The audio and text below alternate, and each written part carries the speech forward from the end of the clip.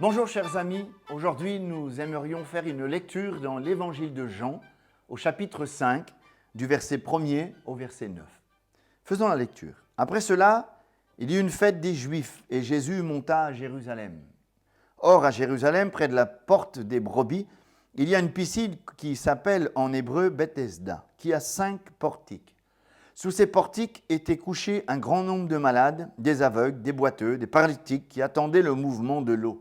Car un ange descendait de temps en temps dans la piscine et agitait l'eau, et celui qui descendait le premier, après que l'eau avait été agitée, était guéri, quelle que fût sa maladie. Là se trouvait un homme malade depuis 38 ans. Jésus, l'ayant vu couché, sachant qu'il était déjà malade depuis longtemps, lui dit « Veux-tu être guéri ?» Le malade lui répondit « Seigneur, je n'ai personne pour me jeter dans la piscine quand l'eau est agitée, et pendant que j'y vais, un autre descend avant moi. »« Lève-toi, lui dit Jésus, prends ton lit et marche. » Aussitôt, cet homme fut guéri, il prit son lit et marcha. C'est quand même extraordinaire ce qui se passe ici. On peut voir dans ce texte l'attitude de Jésus. Et je pense que c'est important de croire et de voir que dans l'Évangile, il est question de Jésus-Christ merveilleux, Jésus-Christ attentionné, Jésus-Christ toujours auprès de ceux qui souffrent. J'aimerais vous dire, vous qui souffrez, quelle que soit l'origine de cette souffrance, que le Christ n'est pas indifférent, il est ému de compassion, rempli de miséricorde. Tout d'abord, le verset 1er, nous voyons qu'ici, il y a une fête à Jérusalem. Jésus n'est pas contre la fête, bien sûr, on peut se réjouir, c'est une fête en l'honneur de l'Éternel. Jésus est monté à Jérusalem, il aurait pu aller faire la fête, mais nous voyons qu'il a préféré être à côté de ceux qui souffraient. Il est venu au bord de cette piscine où il y avait un grand nombre de malades, des gens de toutes sortes de maladies qui attendaient une délivrance. Et on voit que Jésus s'identifie et se met à côté de ceux qui souffrent. Mon ami, parfois on pense que le Seigneur est trop occupé, il est trop loin. Et je pense que nous devons croire et réaliser que Jésus est pas indifférent à ce que vous vivez. Il est rempli de compassion. Ses entrailles sont émues lorsqu'il vous voit dans la souffrance. Alors, laissez Jésus s'approcher de vous au travers de cette simple émission. Laissez Jésus venir à votre rencontre et être à votre chevet pour vous encourager, vous bénir et vous relever. Deuxièmement, on voit que du verset 2 au verset 4, il y a une attente interminable. Il y a un mot qui a attiré mon attention dans ce texte au verset 3. Tous ces malades attendaient. Il me semble que cette attente soit une attente interminable. On dirait que ça faisait des années qu'ils attendaient que quelque chose se passe. Et pour cet homme qui était malade depuis 38 ans, je peux m'imaginer qu'au bout de quelques années, cette attente était devenue interminable, où il n'y avait plus d'espoir, où il n'y avait plus de lueur même d'espoir que ça change.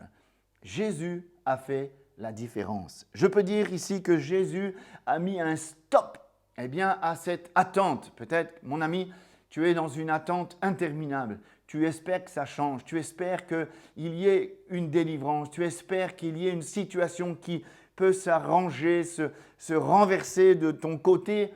Mais cette attente peut t'emmener à tomber dans l'incrédulité. Cette attente peut t'emmener à tomber dans la lassitude, l'abnégation. Mais Jésus peut mettre un terme à cette attente.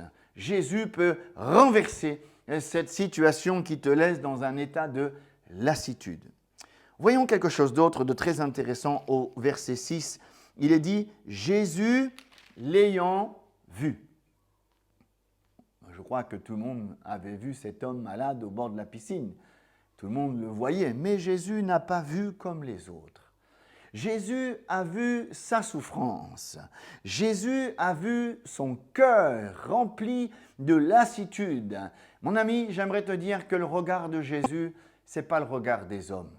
Parfois, les hommes ont un regard de jugement, un regard de condamnation, un regard d'indifférence, un regard peut-être hautain à ton égard, toi qui peut-être es sur le bord du chemin et qui attend une réponse. Mais le regard de Jésus est un regard de compassion. Jésus a un regard de miséricorde. Jésus a un regard d'amour. Il n'a pas un regard qui juge.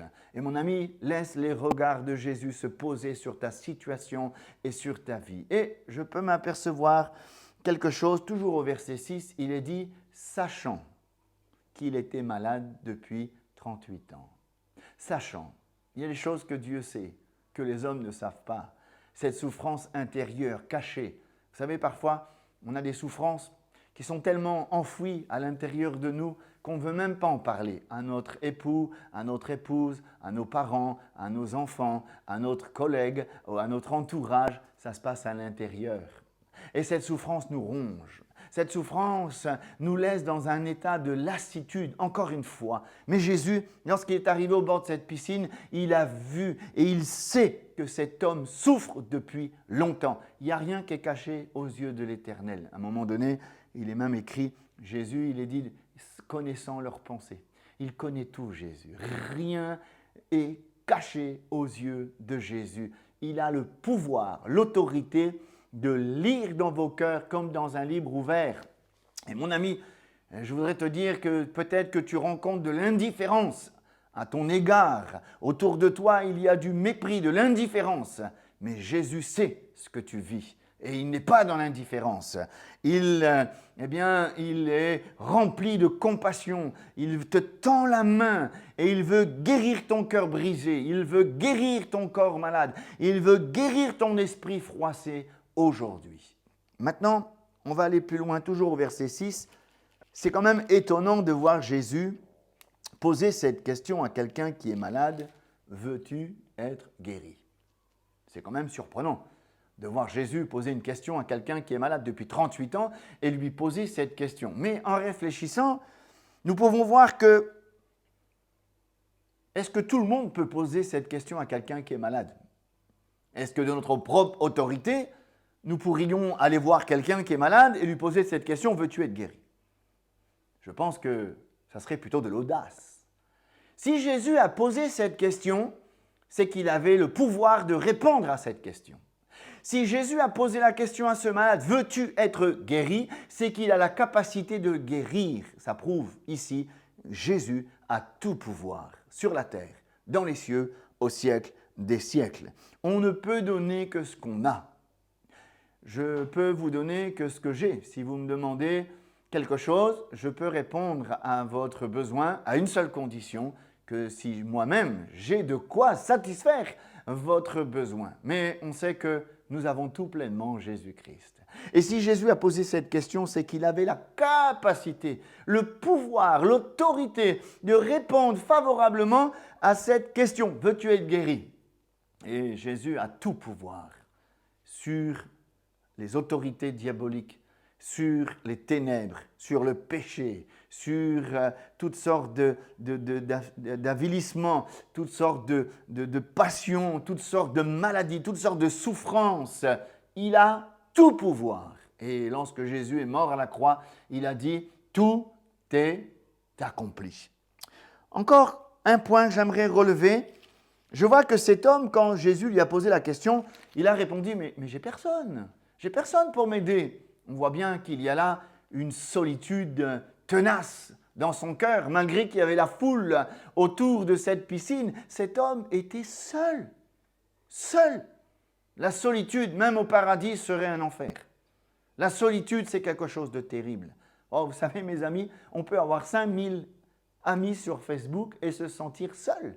On peut avoir des amis sur les réseaux sociaux et être seul. On peut être au milieu d'une foule et se sentir seul. On peut avoir une famille très nombreuse et se sentir seul. Et Jésus, en venant au-devant de cet homme, a brisé le joug de la solitude. Peut-être que tu te sens seul face à ton problème, ta souffrance. J'aimerais te dire que Jésus veut briser le joug de la solitude en venant à ta rencontre. Il veut être ton confident, il veut être ton ami, il veut être ton compagnon de marche, il veut être bien plus ton sauveur. Alléluia. Et on voit que Jésus, au verset 8, eh bien, il lui a donné une parole d'autorité. Lève-toi. Moi, je crois que si nous, on dit quelqu'un, lève-toi, de notre propre chef, ça ne fera rien. Mais quand c'est Jésus qui le dit, il y a pouvoir, il y a autorité. Et là, cette parole est une parole de foi. C'est une parole qui amène cet homme à prendre position. Et j'aimerais vous encourager à lire l'Évangile. Cette parole, l'Évangile, c'est une parole digne de foi. Cette parole qui va alimenter votre foi, produire la foi dans votre cœur. On a souvent dit, malheureusement, pendant des années, lis pas la Bible, ou va me fou, comme on dit à La Réunion. Mais moi, je vous encourage de ne pas avoir peur d'ouvrir la Bible. Il y a puissance dans la parole de Dieu.